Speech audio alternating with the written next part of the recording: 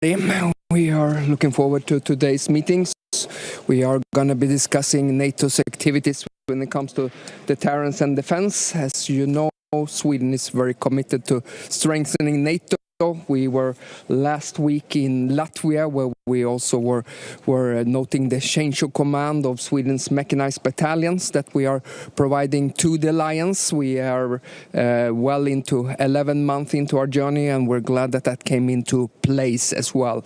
In addition, I expect today to be also discussions about something called FLF Finland, meaning, of course, that Sweden might then become the framework nation for FLF Finland. This is greatly helped by the strong cooperation that Sweden and Finland are having in the area of defense for many years as well. And we would be proud to be the 9th framework nation within the alliance.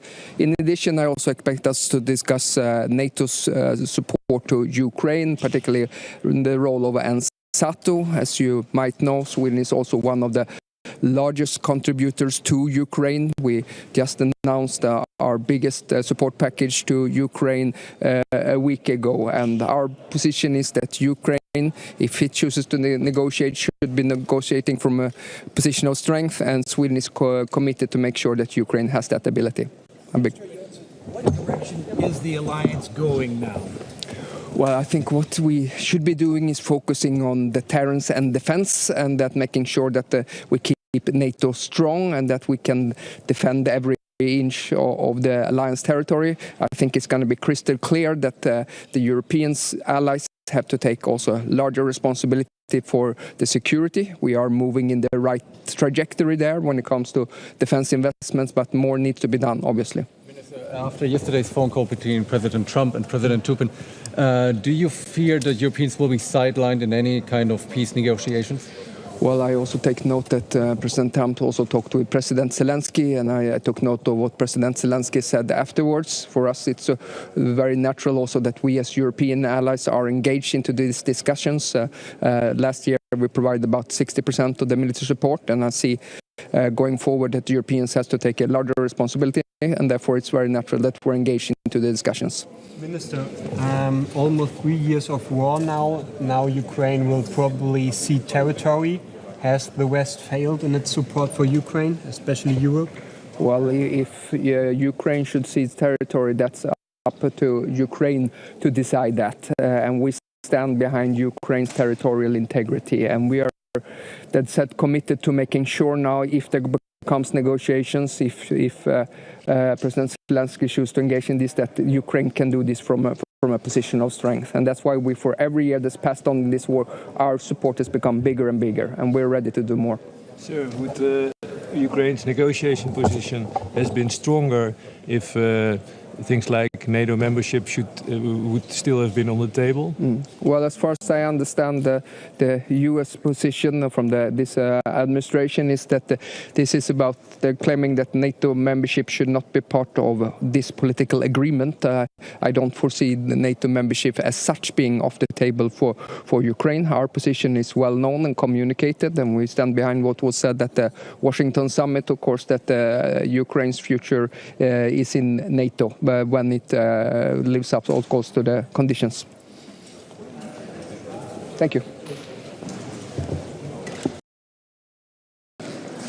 So, I'm Dovilė Šakalienė, Defense Minister of Lithuania. And I think that we all understand that the moment of payment is always unpleasant and even painful. But United States were justified in criticism to Europe for not paying for our own defense after the Second World War. Americans were developing their defense industry and their army. What was Europe doing? Investing in our economy.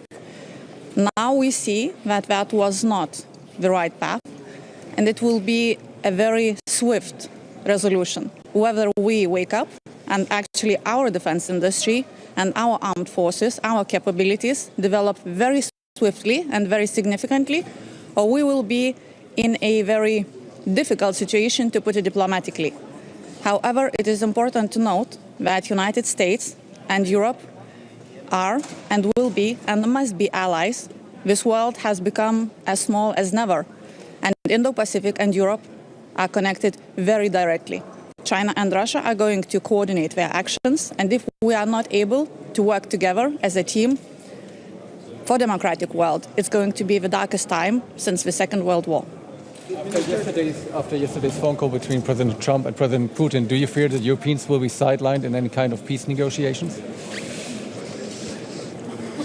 It's up to us whether we will be sidelined or whether we will stand up to the expectations and to our actual capacity to fight for Ukraine, to fight for our own freedom, because in a few years we will be in a situation where Russia, with the speed that it is developing its defense industry and its army, is going to move forward. We all understand that Ukraine is just the first stage currently of imperial expansion of Russia. We in the Baltics remember very well, also through our family experiences, what does it mean when Russia is preparing for war.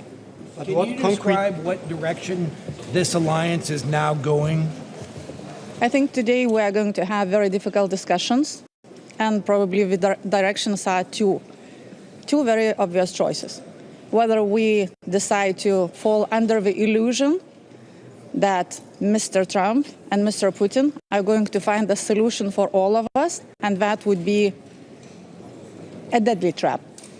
Or we will, as Europe, embrace our own economic, financial and military capacity, and we will be the ones who will be deciding what will happen in Europe and in Ukraine with United States. Because let's not be naive. United States is not only the most significant contributor of the NATO alliance, but also the one that has been, I want to reiterate, paying for our security. And that needs to be corrected. Thank you.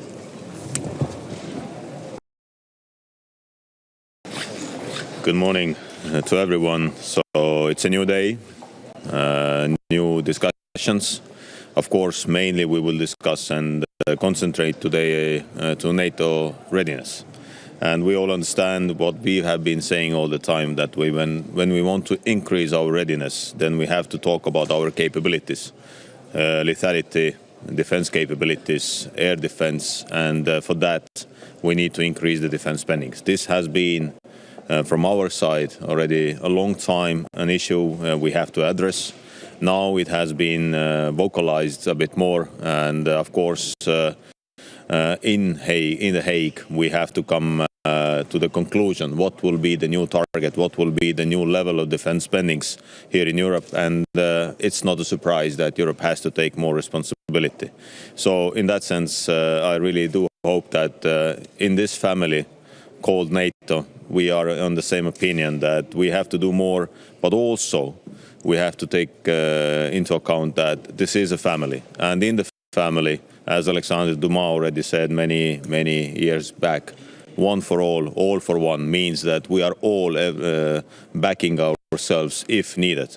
So Estonia is at the moment together with the United States in Iraq, saving the freedoms, and of course we have been in different missions. We have lost proportionally more soldiers than United States, and my message will be very clear that in this family we are standing shoulder to shoulder, back to back to each other, and then we are protecting and defending ourselves. Of course, we will increase also in Estonia defense spendings.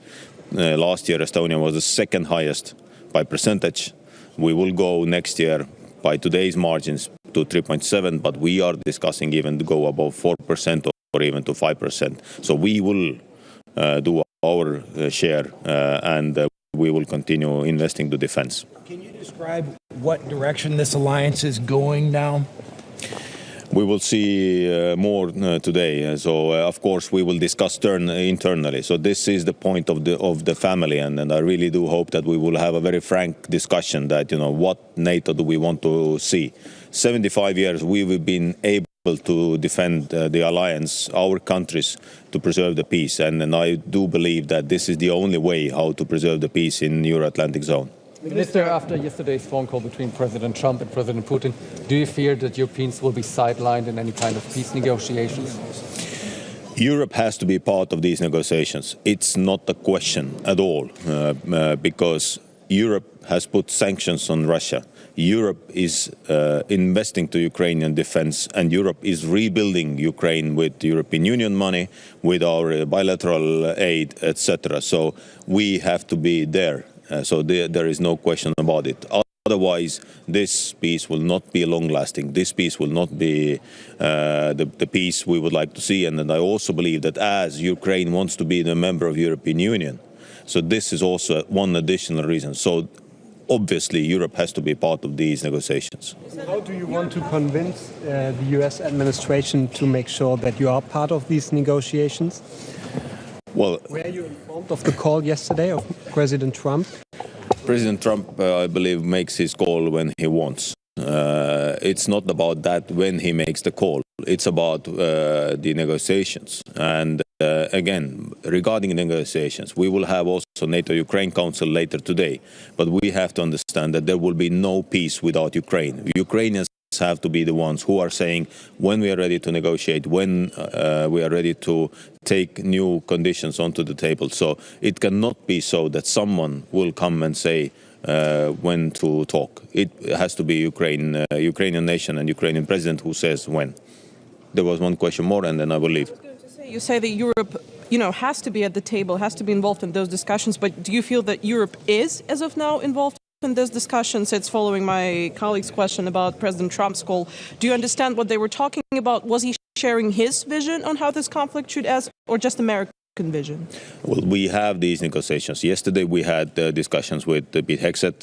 There will be a discussion round next week with Keith Kellogg.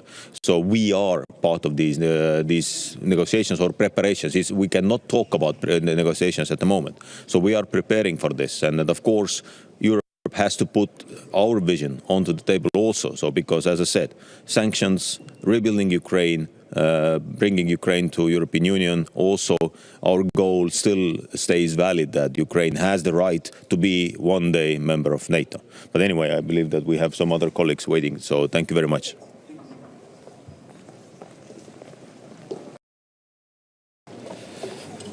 Good morning. Yesterday we met as 50 nations in the Ukraine contact group to boost our support for Ukraine at this critical moment. We heard a clear message from the US about stepping up, and we are putting billions in new firepower into the hands of Ukrainian fighters because they are still fighting. They are the front line of freedom. And our job as defense ministers is to put Ukraine in the strongest possible position for any talks. Today we'll be continuing those discussions as NATO allies, and you'll see new announcements of support for Ukraine through NATO, and you'll see the UK playing a leading role in that support. We've seen the calls from President Trump overnight, and we all want to see a durable peace and no return to conflict and aggression. And let's not forget, Russia remains a threat well beyond Ukraine. So my message in these discussions will be that there can be no negotiation about Ukraine without Ukraine, and Ukraine's voice must be at the heart of any talks. And as I say, the Ukrainians are fighting bravely. It's our job as defense ministers here at NATO to put them in the best position to secure a lasting peace through strength. Thank you very much.